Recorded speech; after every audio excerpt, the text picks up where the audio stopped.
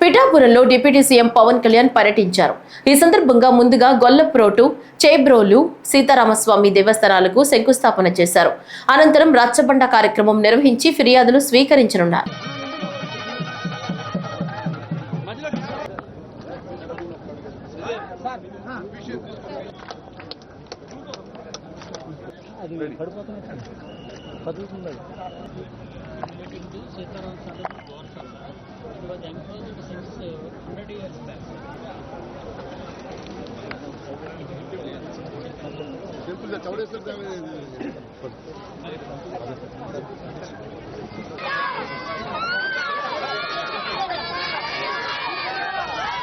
పిఠాపురంలో 100 పడకల ప్రాంతీయ ఆసుపత్రి భవనానికి రాష్ట్ర ఉప ముఖ్యమంత్రి వర్యులు శ్రీ పవన్ కళ్యాణ్ గారు శంకుస్థాపన చేశారు.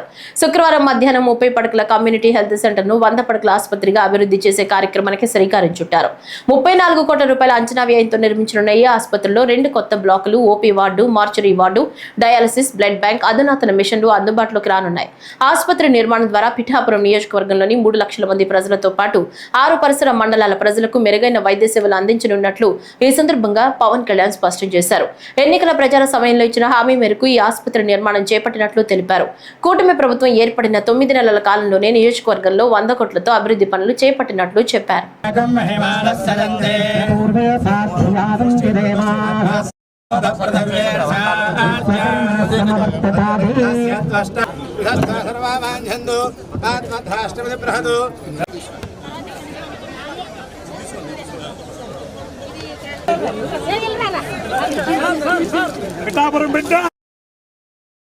కూటమి ప్రభుత్వం గౌరవ ప్రధానమంత్రి గారి నాయకత్వంలో, వారి ఆశీస్సులతో, వారి సహకారంతో రోజున పిఠాపురంలో లోపే దాదాపు 100 కోట్ల పైగా ఖర్చుతోటి ఈ రోజున ఇన్ని ప్రారంభించాం. చాలా మంది చిరకాల కోరిక ఇది.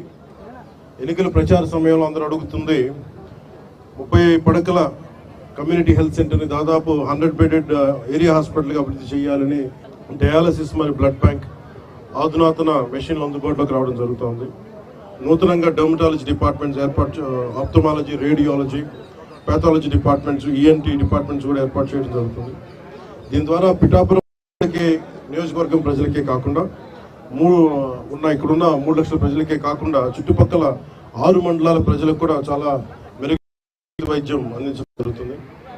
ఇది గౌరవ ముఖ్యమంత్రి శ్రీ నారా చంద్రబాబు నాయుడు గారి సారథ్యంలో కూటమి మాటిస్తే ఎలా నిలబెట్టుకుంటుంది, ఉన్న ఆర్థిక ఇబ్బందులను తట్టుకొని మరీ ఈ రోజున ముందుకి ఈ హామీలు ముందుకు తీసుకెళ్తా ఉన్నాం.